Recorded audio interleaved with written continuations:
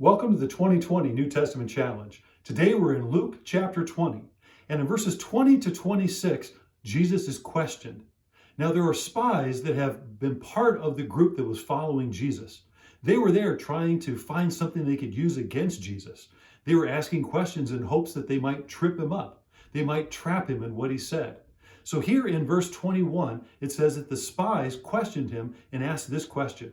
Before they asked the question, they said, "Teacher, we know that you speak and teach what is right, that you do not show partiality, but teach the way of God in accordance with the truth. Is it right for us to pay taxes to Caesar or not?" They were using flattery. Now, flattery is trying to puff someone up so they might let their guard down. Proverbs chapter 29, verse 5 says, "Whoever flatters his neighbor is setting a trap for his feet." There's always a hidden agenda when people start to flatter us. How did they do it? They started by addressing him as teacher or rabbi.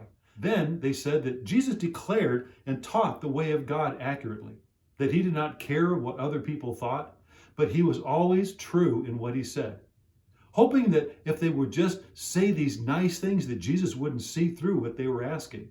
But when they asked the question, "Is it right to pay taxes to Caesar or not?" it says that Jesus saw through their duplicity and he said, "Give me a coin." And then he looked at the coin and he said, "Whose portrait is upon this and whose inscription is on it?" And they said, "Caesar's." So Jesus said, "Give to Caesar what is Caesar's and to God what is God's." The people were amazed at his answer. They thought that he was on a horn of a dilemma, that if he said, "Yes, you should pay taxes," then the people would reject him and revolt. But if he said, "No, you shouldn't pay taxes," then the government would come down upon Jesus. But how he answered amazed them all. And because of that, they did not ask him any other questions. But let me ask you a question. When Jesus lifted up that coin and he said, "Whose image is upon it?" they said, "Caesar's." Whose image is upon us? We are made in the image of God. When people see us, they should see Jesus in us. When they hear us, they should hear the words of Jesus. How did Jesus make people feel? The exact way we should make people feel. We are the image of God in this world. When people see us, they should see Jesus. But then he said, what inscription is upon this coin? If God were to inscribe us where people could read it, what would be inscribed upon us? The words forgiven, set free, redeemed, purchased, a son, a daughter, adopted, holy, saint. Those would be words that are inscribed upon us because that's who we really are.